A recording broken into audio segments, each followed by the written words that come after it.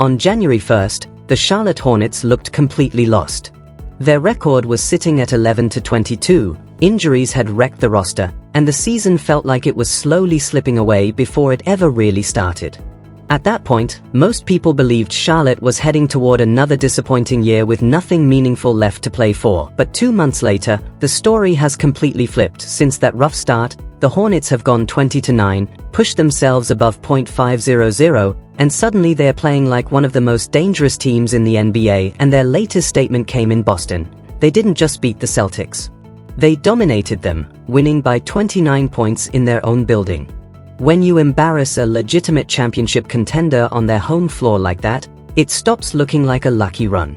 It starts looking like something real, which raises a serious question. Are we witnessing one of the most impressive mid-season turnarounds in NBA history? From the opening minutes of this game, Charlotte looked sharp offensively.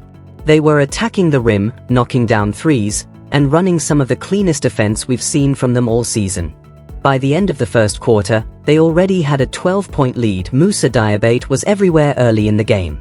He picked off a pass from Jaylen Brown, immediately pushed the ball ahead to LaMelo Ball, and LaMelo drilled the transition three.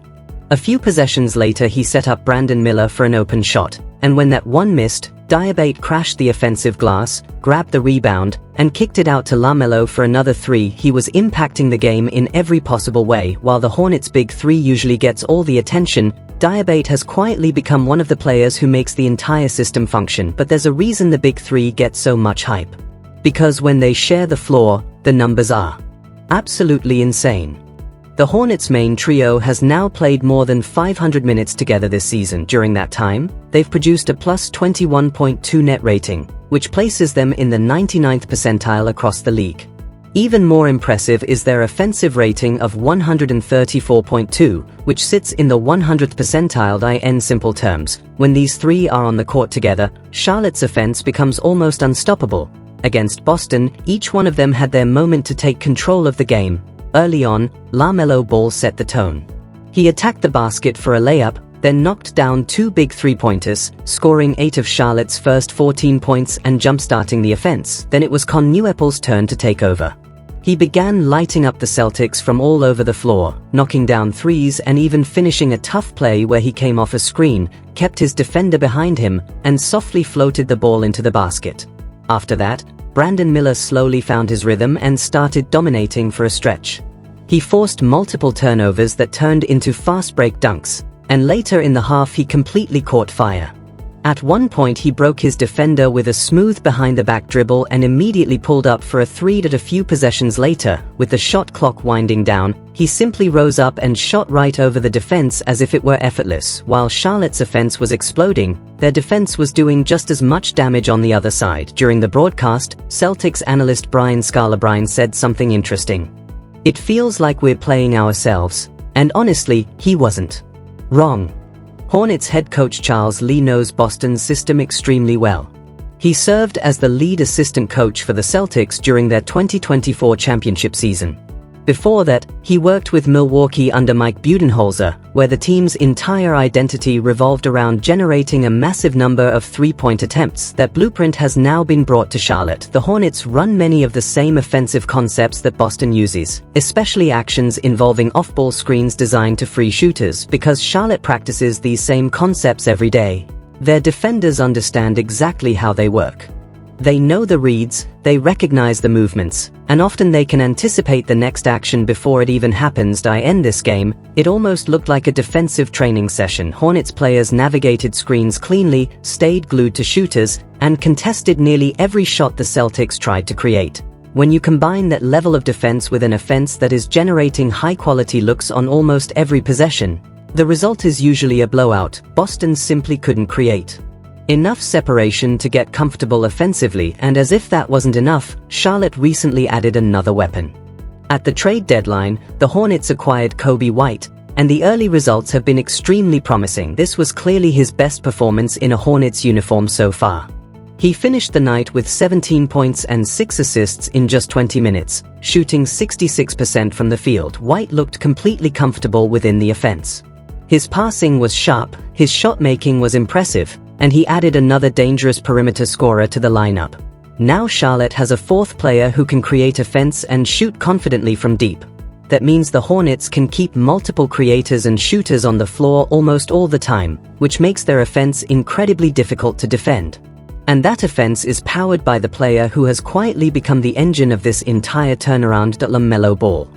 For a long time, critics labeled LaMelo as a player who produced flashy numbers without truly impacting winning. That narrative doesn't hold up anymore. In fact, the statistics tell a completely different story this season.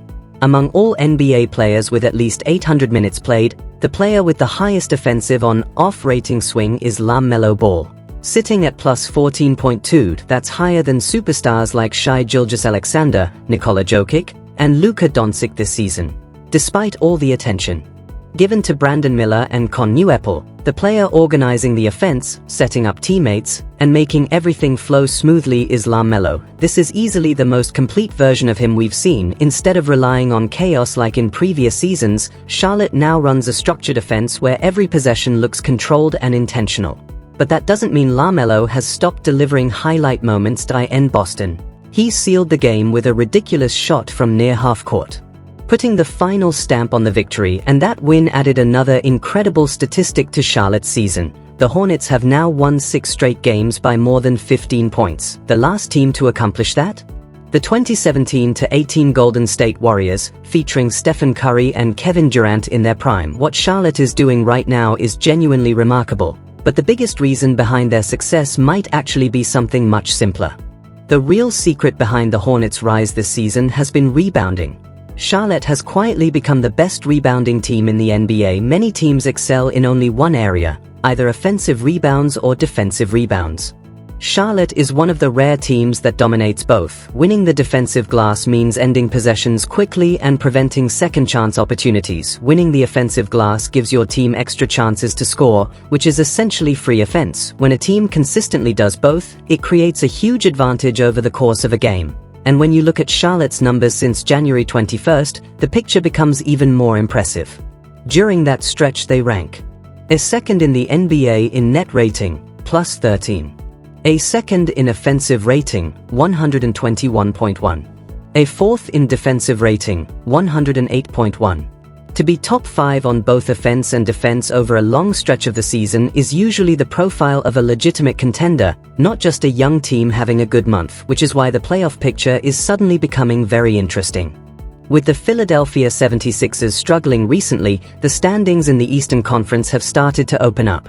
Charlotte is now only 4 games behind the 5th-seeded Toronto Raptors, which means there's a realistic path for them to climb even higher. Most people still imagine the Hornets battling through the play-in tournament, possibly facing teams like Orlando or Miami before advancing to play a top seed.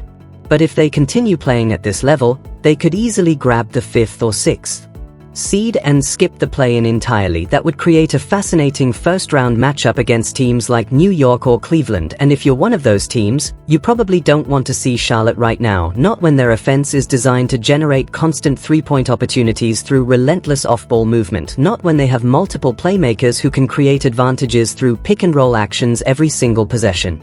And definitely not when defenders are forced to chase Brandon Miller and Con Newepple through endless screens. Add in their rebounding dominance and the defensive intensity they've shown over the last 6 weeks, and suddenly the Hornets look like one of the most dangerous teams in the Eastern Conference. That they're no longer just a fun young team playing loose basketball.